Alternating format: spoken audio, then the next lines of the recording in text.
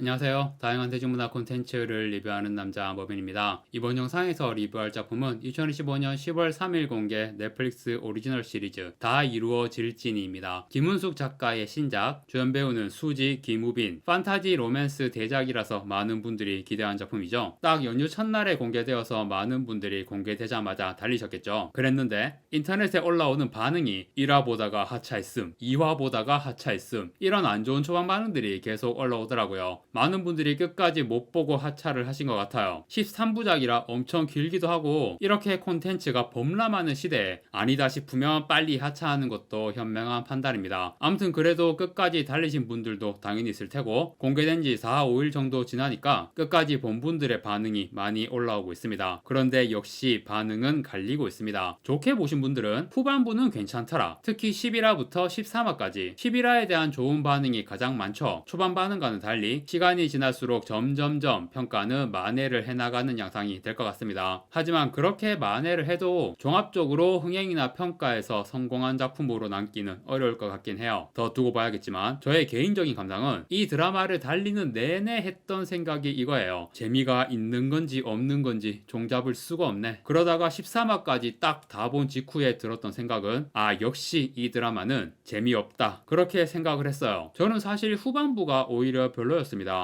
별로라기보다는 기대가 너무 컸다. 앞부분이 길게 빌드업을 하는 전개였으니까 후반에 감정적으로 크게 터뜨려주는 서사가 나올 거라고 예상을 했고 실제로 그랬지만 기대보다 크게 터지진 않더라고요. 제 기준에서는. 마지막 결말도 저는 완전한 해피엔딩을 그려냈다고 생각하거든요. 그런데 그 해피가 크게 와닿진 않았어요. 진짜 와닿는 해피엔딩은 보면서 기분이 좋아져야 하는데 딱히 그런 게 없더라. 아무튼 그렇게 제 기준으로는 후반과 결말이 기대보다 아쉬워서 이 드라마는 재미없다. 그렇게 결론을 내렸지만 리뷰를 하려고 몇몇 장면들을 다시 보는데 보는 장면마다 다 재밌는 거예요. 한번 정주행을 하고 나서 세계관에 적응이 되니까 처음에 어색하고 무리수다 싶었던 장면들도 이제는 다 재미있게 느껴져요. 이러면 또 생각이 달라지죠. 그래서 저는 결국 이 드라마 재밌다. 그런 결론으로 도착했습니다. 이 드라마가 마음에 드는 가장 큰 두 가지 이유가 있는데요. 첫 번째 이유는 저랑 개그 코드가 잘 맞아요. 특히 제가 이 드라마 바로 전에 본 콘텐츠가 영화 보스였기 때문에 그 영화는 정말 하나도 안 웃겼거든요. 진짜 최악이라고 생각하면서 봤어요. 그런데 다진이는 보면서 소리내서 웃은 장면이 5번은 넘는 것 같습니다. 소리내서 웃지는 않아도 속으로 재미있다고 생각한 장면은 그보다 훨씬 많고요. 물론 전혀 웃기지도 않고 갑분싸되는 장면도 많긴 했지만 전반적으로 개그 타율이 좋은 편이었다. 이게 한 가지 이유이고 또 한 가지 이유는 주인공 캐릭터가 좋더라고요. 수지가 연기한 기가영이라는 이름의 인간, 김우빈이 연기한 이블리스라는 이름의 지니, 케미가 굉장히 좋았는데 기본적으로는 일본식 만담 개그 느낌이 좀 났거든요. 특히 초반에는 이블리스가 1000년 만에 세상에 나와서 세상 물정을 모르는 거의 백지 상태니까 자연스럽게 복해랑 츠코미 구도가 되죠. 기가영이 츠코미스럽게 대사를 계속 칩니다. 거기에 더해서 저는 기가영을 보면서 이 캐릭터가 사회화에 성공한 사이코패스라는 설정이거든요. 그런데 볼수록 이 캐릭터의 대사와 행동들이 이거는 K 웬즈데이가 아닌가, 웬즈데이 느낌이 계속 났어요. 무표정하게 독설 비슷한 말들을 툭툭 쏘아대는 거. 그런데 웬즈데이 옆에는 이니드가 있어야 하잖아요. 이블리스가 그런 역할은 아니었고 기가영의 최측근 할머니와 절친 캐릭터가 있잖아요. 이 두 캐릭터가 이니드 비슷한 역할을 해요. 이니드의 역할이 그거잖아요. 웬즈데이가 독설을 해도 그걸 평범한 대화처럼 받아치는 거. 기가영의 할머니와 절친도 그런 느낌으로 기가영과 대화를 하고요. 다만 이니드가 그저 웬즈데이의 캐릭터를 받아주기만 하는 게 아니라 그 자신도 굉장히 매력적인 캐릭터성을 가지고 웬즈데이와 시너지를 일으켜서 작품 전체의 재미를 끌어올리는 핵심 역할을 했던 데 반해 기가영의 할머니와 절친은 그런 단계까지 가지는 못한 것 같습니다. 물론 이 두 캐릭터에 대해 좋은 반응들도 많은 건 사실이에요. 특히 할머니가 기가영의 소원으로 젊어져서 이미주라는 가명을 쓰는 캐릭터로 등장할 때 반응이 되게 좋은 것 같거든요. 그런데 저는 이미주도 그렇고 절친인 최민지 캐릭터도 별로였다는 건 아닌데 좀 더 작품을 재미있게 만들 수 있는